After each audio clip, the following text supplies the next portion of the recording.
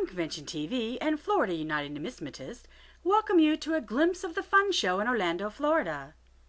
Join us as we discover all that the Fun Show has to offer in coin tales from the Bourse floor.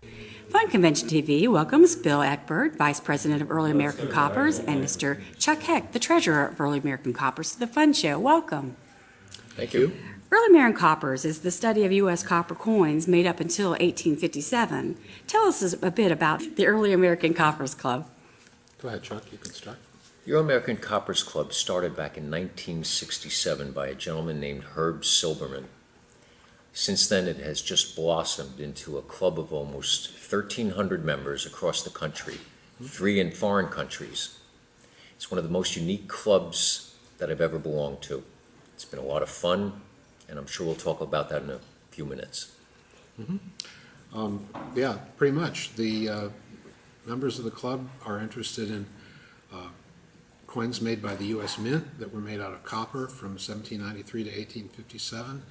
Also, coins made by the states before the federal government took over the right to coin money, and even to a lesser extent, some coins that were imported from Europe before that.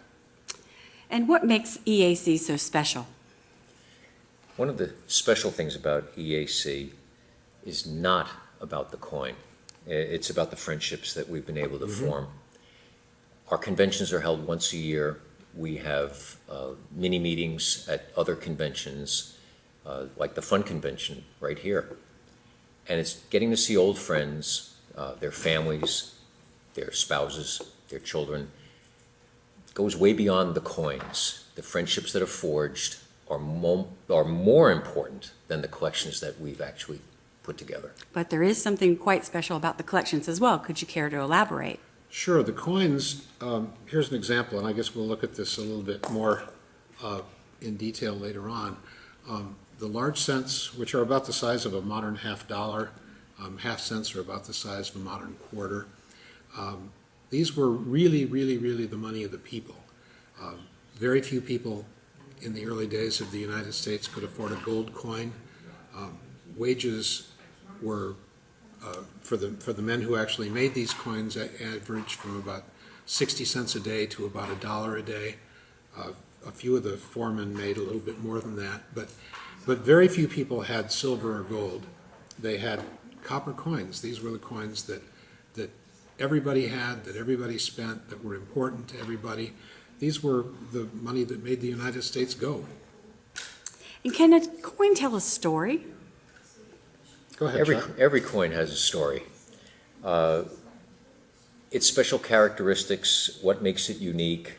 For example, this is a large cent from 1794, and it's known as a Sheldon 43.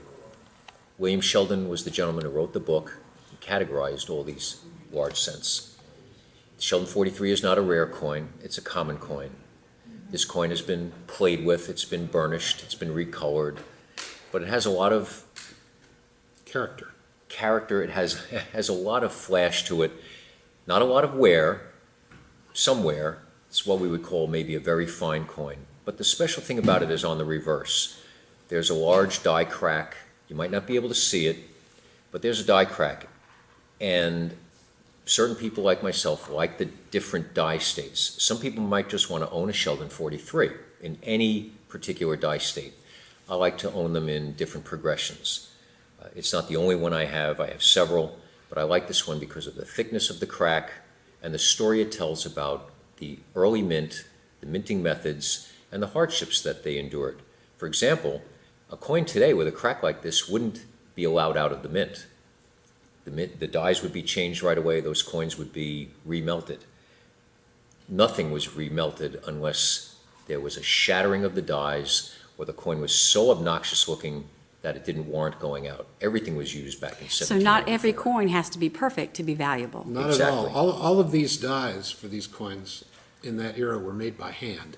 Somebody actually took engraving tools and punches and hammers and stuff and engraved this image into a cylinder to make a die, and then they used that to strike coins. Now, sometimes these dies didn't last very long.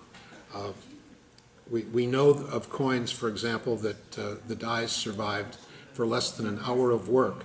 Now, it probably took them a couple of days to make the die, and it struck coins for maybe an hour. Think of how labor-intensive this entire thing is. Right. It's all handmade. Every one of these pieces is a work of art. That's awesome. How does someone become a member of EAC?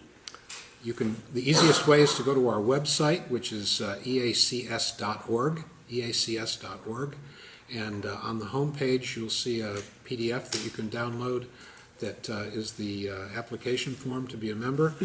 Send that with a check for $39, which is what it costs to be a member for a year, and you'll be a member. And you're here for your actual meeting, but you actually have meetings all over the country. Where else would we be able to find you, meeting-wise? This year our convention is going to be in Colorado Springs the first week in May of 2014. We have meetings at the fun shows, we have meetings at the shows in Baltimore, we have meetings at the shows in Long Beach, we always have a meeting at the ANA conventions. Any of the really big coin shows in the country, there will be a meeting. Members actually get together a lot informally to talk about coins, to talk about anything. It doesn't have to be coins. A large group of us sort of assemble on the internet on Sunday nights for a weekly piece that comes out. So there's a lot of ways that people get together. That's awesome. I'd also like to mention the Westchester Coin Show, small one, Westpnex. They have an EAC meeting occasionally. Baltimore has one at every Baltimore Coin Show. So we try to get the people. So it doesn't appear Out it's just there. regional. You can get somebody on the East Coast, West Coast, Midwest, Yes. Southern. Okay. And you've mentioned your website, but where else can we find you online? Well, we're on Facebook. You can't find us that way, though. You have to be invited to be on the EAC Facebook group. You have to be a member of the club in good standing to get there. But really the best place to find us is through the website or at a coin show. You can also go to any of the dealers who specialize in early copper. There's a whole bunch of them at every major coin show, and any of them will be delighted to tell you how to join, tell you more about the coins, and maybe even tell you more about the people. Well, I want to thank you very much for taking time out of your busy day to speak with Fun Convention TV. It's been awesome meeting you, and I've learned a lot. Thank you It's been so a real much. pleasure. Thank you It's a very pleasure. much. Thank you.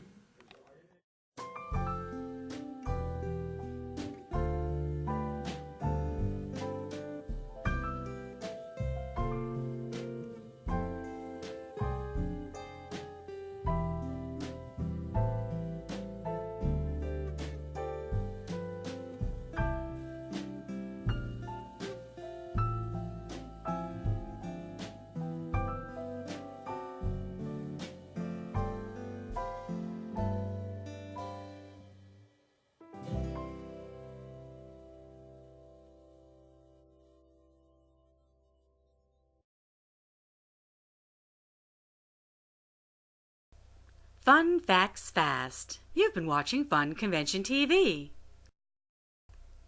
Visit Fun Forums for fun show updates, videos, articles, photos, and more. Fun Forums, it just makes sense. This video is the property of Fun, Florida United Numismatist. Re-editing or use without prior consent is strictly prohibited.